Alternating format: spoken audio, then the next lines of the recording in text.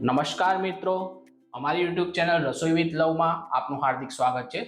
આજે આપણે બનાવવાના છીએ એકદમ ક્રીમી અને સ્વાદિષ્ટ અમેરિકન ડ્રાયફ્રૂટ શ્રીખંડ। આ શ્રીખંડ એટલો ટેસ્ટી બનશે કે જો આપ એકવાર બનાવશો તો વારંવાર બનાવવાનું મન થશે। આ શ્રીખંડ રક્ષાબંધન હોય, જન્માષ્ટમી હોય કે કોઈ ખાસ પ્રસંગ, તેના માટે એક પરફેક્ટ મીઠાઈ છે। તો વિડીયોને અંત સુધી જોવાનું ભૂલશો નહીં। તો ચાલો મિત્રો, હવે આપણે બિલકુલ સમય બગાડ્યા વગર રેસીપીની શરૂઆત કરતા પહેલા તેનામાં વપરાતી સામગ્રીની જાણકારી લઈ લઈશું। તો ચાલો મિત્રો, આપણે હવે શ્રીખંડ બનાવવા માટે જે સામગ્રીની જરૂર પડશે એ આપણે જોઈ લઈશું। તો શ્રીખંડ બનાવવા માટે અહીં મેં 1 લીટર દૂધનો આ રીતે દહીં જમાવીને મસ્કો બનાવી લીધો છે। 2 ચમચી ક્રીમ લીધી છે, 6 થી 7 ઇલાયચીને વાટી લીધી છે, બદામ છે, ચોકલેટ ચિપ્સ છે, કાજુ છે, મિક્સ જેલી છે અને આ ખાંડ છે, વેનીલા એસેન્સ છે। આપણે આ જે મસ્કો બનાવ્યો છે તે કેવી રીતે બનાવી શકાય છે? આને મેં 1 લીટર દૂધને ગરમ કરીને એને થોડું ઠંડુ થાય આપણે આંગળી બોળી અને ચેક કરી લેવાનું કે આપણી આંગળી એને સહન કરી શકે એટલું હોય ત્યારે આપણે એમાં 2 ચમચી દહીં ઉમેરીને મોડું એને મિક્સ કરીને એને ઢાંકીને જમાવવા માટે મૂકી દેવાનું છે। આપણે રાત્રે મૂકી દેવાનું એટલે સવારમાં આપણું દહીં એકદમ જામીને તૈયાર થઈ જશે। પછી આપણે એ દહીંને આ રીતે કોઈ કોટનના કપડા પર કાઢીને નીચેની એક તપેલી મૂકી દેવાની, જેથી બધું પાણી હોય વધારાનું એ નીકળી જાય। એમાંથી મેં આ મસ્કો બનાવીને તૈયાર કરી લીધો છે। તો ચાલો મિત્રો, હવે આપણે આ મસ્કાને આ રીતે એક ચાળણીમાં લઈને આ રીતે ચાળી લેવાનું, જેથી એમાં કંઈક ગાંઠા હોય ને એ બધા સ્મૂથ, આપણો મસ્કો એકદમ સ્મૂથ તૈયાર થાય, જેથી તેમાં કોઈ પણ પ્રકારની કણી ના બને અને આપણો શ્રીખંડ એકદમ સ્મૂથ બને। તમારી પાસે કોઈ ચાળનો હોય તો તમે ચાળના પણ આ રીતે કરી શકો છો।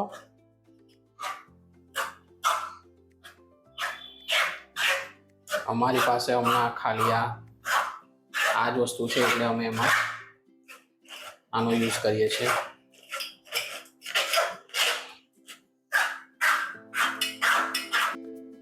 તો ચાલો મિત્રો, હવે આપણે જે આ ક્રીમ લીધી હતી 2 ચમચી એ પણ આને આ રીતે આમાં જ ઉમેરીને આપણે મિક્સ કરી લઈશું, જેથી આપણું આ જે બેટર છે એકદમ ક્રીમી થાય। એને પણ આ રીતે ઘસી લેવાનું, જેથી કોઈ ગાંઠા હોય ને એ બધા આમાં એ થઈ જાય, તૂટી જાય। અને ક્રીમ નાખવાથી આપણો શ્રીખંડ એકદમ ક્રીમી થશે।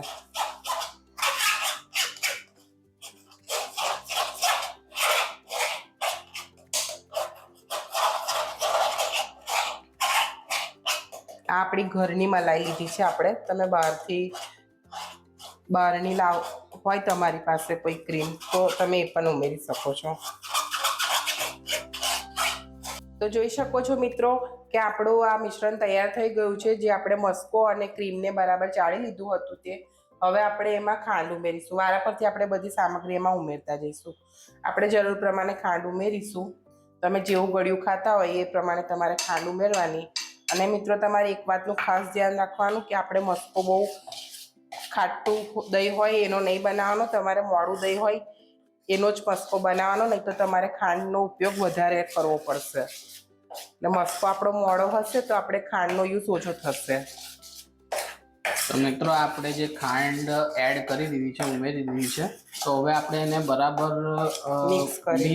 મિક્સ કરી દઈશું, જેથી કરીને ખાંડ બરાબર અંદર ભળી જાય। હવે આપણે આ ઇલાયચી પાવડર છે એ ઉમેરી દઈશું, ચોકલેટ ચિપ્સ છે એ ઉમેરી દઈશું, 2 ચમચી ચોકલેટ ચિપ્સ ઉમેરી દઈશું।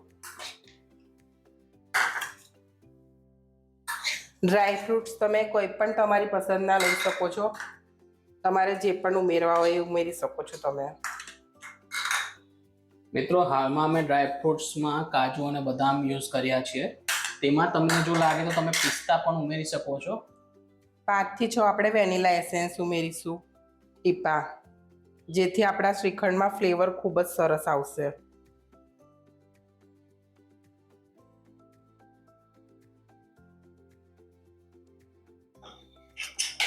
આ બધું આપણે હવે મિક્સ કરી લેવાનું છે.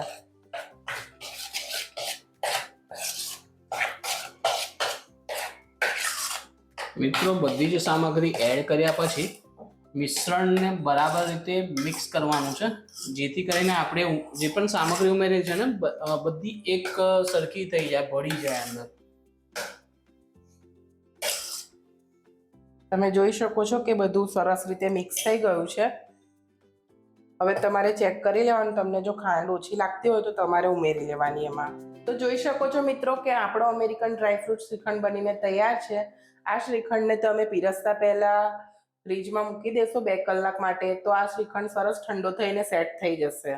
તો મિત્રો તમને અમારી આજની આ રેસીપી ગમી હોય તો અમને કોમેન્ટમાં જરૂરથી જણાવજો, અને અમારા વિડીયોને એક લાઈક કરી દેજો અને તમારા મિત્રોને પરિવાર સાથે શેર કરજો. તો તમને અમારા આવા વિડીયો ગમતા હોય તો અમારી ચેનલને સબસ્ક્રાઇબ કરી દેજો અને બાજુમાં આપેલ બેલ આઇકન દબાવી દો, જેથી અમારી આવનાર રેસીપી સૌથી પહેલા તમને જોવા મળે. તો ફરીથી મળીશું એક નવી મજેદાર રેસીપી સાથે. ત્યાં સુધી આવજો.